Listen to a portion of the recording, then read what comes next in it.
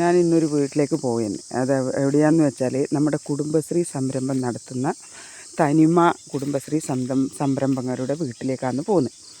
അവർ എന്ന് വെച്ചാൽ കുടുംബശ്രീ വഴി സംരംഭകർ രജിസ്റ്റർ ചെയ്തിട്ട് സ്വയം തൊഴിലായിട്ട് ഏറ്റെടുത്ത ഒരു പരിപാടിയാണ് പലഹാര യൂണിറ്റാണ്. പലഹാരം അതുപോലെ തന്നെ സദ്യ, അത്യാവശ്യം ചെറിയ സദ്യകളെല്ലാം അവർ നടത്തലുണ്ട്. ഞാനിപ്പോൾ അവരെ വീട്ടിലേക്ക് പോയിക്കൊണ്ടിരിക്കുകയാണ്.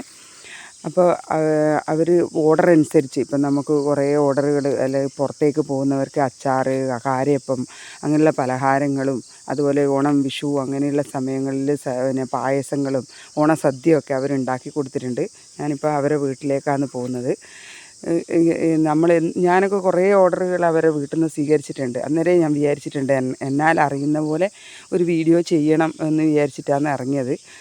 തുടക്കക്കാരി ആയതുകൊണ്ട് അതിൻ്റെ പോരായ്മകളെല്ലാം ഉണ്ടാവും. എന്നാലും നമുക്ക് അവരെ ഒന്ന് ഉയർത്തി കൊണ്ടുവരണമെങ്കിൽ നമ്മളെപ്പോലെ ഉള്ളവർ വിചാരിച്ചാൽ നടത്തും. അതുകൊണ്ട് തന്നെ കുടുംബശ്രീയിലുള്ള പരിപാടികളിലെല്ലാം അവരുടെ സാധനങ്ങളാണ് വാങ്ങൽ.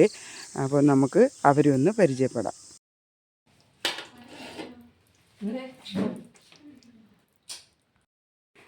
ഹായ്, ഞാൻ ഇന്ന് നമ്മുടെ കുടുംബശ്രീ സംരംഭം നടത്തുന്ന തനിമ സംരംഭക്കാർ നടത്തുന്ന സ്ഥലത്താണ് എത്തിയിട്ടുള്ളത്. അപ്പോൾ അവരെ നിങ്ങൾക്ക് കാണിച്ചു തരാം. ഇവർ 3 പേരാണ് സംരംഭം നടത്തുന്നത്.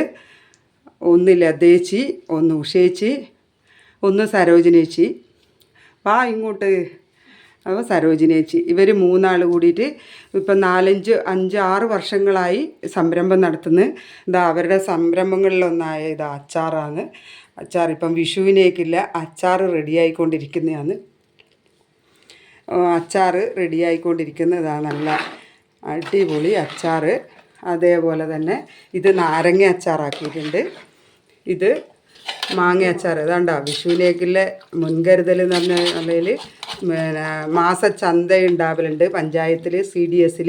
അപ്പോൾ അങ്ങോട്ട് കൊണ്ടുപോകാൻ വേണ്ടിയിട്ടുള്ള മാങ്ങ അച്ചാർ ഇവിടെ റെഡിയാക്കിയിട്ടുണ്ട്. പിന്നെ അതുപോലെ പലതരത്തിലുള്ള പലതരത്തിലുള്ള പലഹാരങ്ങൾ ഇവരുണ്ടാക്കാറുണ്ട്. നമുക്ക് തന്നെ അത്ഭുതപ്പെടാറുണ്ട്. പല കുഴലപ്പം, അച്ചപ്പം, അതുപോലെ കാരയപ്പം. ഇപ്പം വിഷുവിന് വേണ്ടുന്ന കാരയപ്പം ഇവരുടെ റെഡിയായിക്കൊണ്ടിരിക്കുന്നത്. നമുക്ക് അങ്ങോട്ട് കാരയപ്പത്തിന് വേണ്ടുന്ന അരിയുടെ പൊടിച്ചുകൊണ്ടിരിക്കുന്നത്രേ. ഞാൻ കുറച്ച് നേരത്തെയാണ് വന്നത്. അപ്പോൾ അരിയുടെ അതിന് ചേർക്കേണ്ട നേന്ത്രപ്പഴമാണ് കൂട്ടുന്നത്. ചിലവർ മൈസൂർ പാളയംകോടൻ പഴവും ചേർക്കാറുണ്ട്. പക്ഷേ ഇവർ പറഞ്ഞത് ഇവരുടെ സീക്രട്ട് എന്ന് പറഞ്ഞാൽ നേന്ത്രപ്പഴമാണ്. പിന്നെ അതുപോലെ തന്നെ അതിൽ ചേർക്കേണ്ട ശർക്കര. നല്ല ഇതിനി അവർ മെൽട്ടാക്കിയിട്ട് നല്ല ഉരുക്കിയെടുക്കും. അപ്പോൾ ഇന്ന് ഓർഡർ കുറച്ചേ ഉള്ളൂ എന്നാണ് പറഞ്ഞത്. അപ്പോൾ അതിന് വേണ്ടി ഇത് നാളെ പിന്നെ പഞ്ചായത്തിൽ നടത്തുന്ന വിഷു ചന്തയ്ക്ക് കൊണ്ടുപോകേണ്ട കാരയപ്പമാണ്. അപ്പോൾ ഇത് കണ്ട, അതിലേക്ക് വറുത്തിടാൻ വേണ്ടിയിട്ടുള്ള നാളികേരം ചെറിയ കഷ്ണങ്ങളാക്കി അരിയുന്നുണ്ട്. അപ്പോൾ അതിൻ്റെ നല്ല ഫ്ലേവർ വരുന്ന ജീരകവും ഏലക്കായും ചുക്കും ഇതൊക്കെ കൂടി അവർ നല്ല പൊടിച്ച് വെച്ചിട്ടുണ്ട്.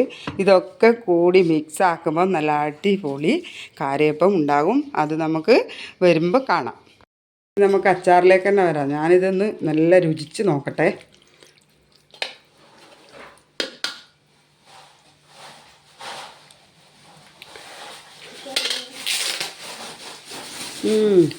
നല്ല അടിപൊളി അച്ചാറാണ്. നാവിൽ വെള്ളം വരുന്നുണ്ട് ഇത് അച്ചാർ കാണുമ്പം തന്നെ. അതുപോലെ നാരങ്ങ അച്ചാറും അല്ലേ, നല്ല വരട്ടി നല്ല വേണ്ടോ. ഇതിനി ഇവർ ഇതുപോലുള്ള ബോട്ടിലുകളിലാക്കി ഇവരെ സ്റ്റിക്കർ, തനിമ എന്ന് പറയുന്ന തനിമ സ്വയം അല്ലേ, അത് കണ്ടോ. ഇതാണ് ഇവരുടെ അച്ചാറിൻ്റെ സ്റ്റിക്കറാണ്. ഇവർക്ക് സ്റ്റിക്കർ വേണമല്ലോ. നമ്മളെ കുടുംബശ്രീ സംരംഭങ്ങൾക്കെല്ലാം എന്ന് പറഞ്ഞാൽ സ്റ്റിക്കർ വേണം. അപ്പം നമ്മൾ ഡേറ്റും വിലയും ഒക്കെ എഴുതിയ സ്റ്റിക്കർ ഒട്ടിക്കണം. ഇനിയിപ്പോൾ ഇവരിത് ഈ ബോട്ടിലുകളിലാക്കിയിട്ട് സ്റ്റിക്കർ ഒട്ടിച്ചിട്ട് വിൽപ്പനക്ക് റെഡിയാക്കും. അപ്പോൾ കുറേ കടകളിലും കൊടുക്കുന്നുണ്ട് കേട്ടോ ഇവർ. അപ്പം കടകളിലും നല്ല വിലക്കുറവിലായിട്ട് നല്ല ഗുണമേന്മയുള്ള സാധനം ഇവർ കൊടുക്കുന്നുണ്ട്. അപ്പോൾ എനിക്ക് ഭയങ്കര ഇഷ്ടമാണ്. കാരണം ഞാനും വാങ്ങിക്കാറുണ്ട് ഇവരോട്. വെളുത്തുള്ളി അച്ചാർ, പിന്നെ കുഴലപ്പം, അങ്ങനെ പലതരം അച്ചാറുകളും പലഹാരങ്ങളും എല്ലാം ഇവരാക്കാറുണ്ട്. കണ്ടോ തനിമ. ഇനിയിപ്പോൾ ഇവിടെ ഇവർ വില ചേർക്കണത്രേ. ഇപ്രാവശ്യത്തെ ബോട്ടിൽ നിറച്ചിട്ടാകുമ്പോൾ ഇവർ ഓരോ കാലത്തിനനുസരിച്ചിട്ടല്ലേ വില മാറ്റം വരുന്നത് കൊണ്ടാണ് വില അടിക്കാഞ്ഞിന്. അപ്പോൾ ഇവർ വില ചേർത്ത് അടിക്കും.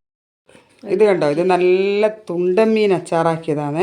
ഇതിപ്പോൾ ഇവരോട് ദൂരേക്ക് നമ്മൾ ഗൾഫിൽ പുറം രാജ്യങ്ങളിലേക്കൊക്കെ പോകുന്നവർ അറിഞ്ഞു കേട്ടിട്ട് ഇവരോട് ഇപ്പോൾ അച്ചാർ വാങ്ങാറുണ്ട്. ഇതിപ്പോൾ നല്ല തുണ്ടൻ മീൻ അച്ചാറാക്കിയതിന് പോലും 1 കിലോ ആക്കിയതാണ്. അപ്പോൾ അതിനകത്ത് ബാക്കി വന്നതാണ് ഇത്. അതിപ്പം ഞാൻ ടേസ്റ്റ് നോക്കട്ടെ.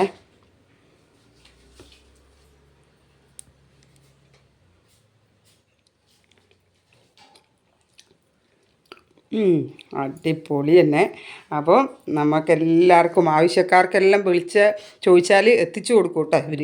അച്ചാറെല്ലാം പലതരത്തിലുള്ള അച്ചാറുകൾ ഇവർ എത്തിച്ചു കൊടുക്കുന്നതാണ്. ഇത് കണ്ടോ, ഇവർ ചെറിയ സംരംഭമായിട്ട് തുടങ്ങിയതാണ്. 4 പേരുണ്ടായിരുന്നു ആദ്യം അല്ലേ?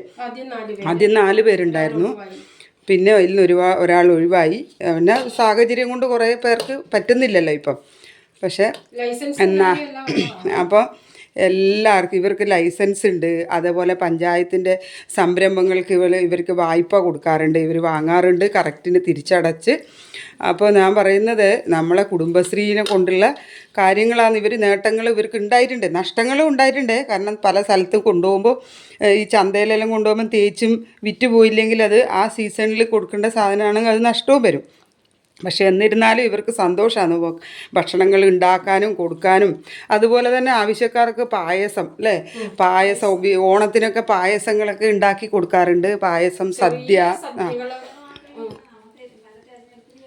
തെരഞ്ഞെടുപ്പിന്റെ ഭക്ഷണം എല്ലാം നമ്മൾ തന്നെ ഉണ്ടാക്കി കൊടുത്തത്. അതെ, കഴിഞ്ഞ പ്രാവശ്യത്തെ നമ്മളെ നിയമസഭ ലോകസഭ തെരഞ്ഞെടുപ്പിലെല്ലാം ഇവരാ ഭക്ഷണം ഉണ്ടാക്കി കൊടുത്തത് നല്ല ഭക്ഷണമെന്ന് പറയാറുണ്ട്. അതുപോലെ തന്നെ നമുക്ക് ഓരോരുത്തർക്കും പ്രചോദനമാണ് ഇവരുടെ പണികൾ. അപ്പം കുടുംബശ്രീ കൊണ്ടുള്ള ഉപകാരം ഇവർക്ക് നല്ലോണം മനസ്സിലായിട്ടുണ്ട്. അപ്പോൾ ഇവരെ സംരംഭങ്ങൾ ഇനിയും ഉയരങ്ങളിലെത്തട്ടെ എന്ന് ആശംസിക്കുന്നു.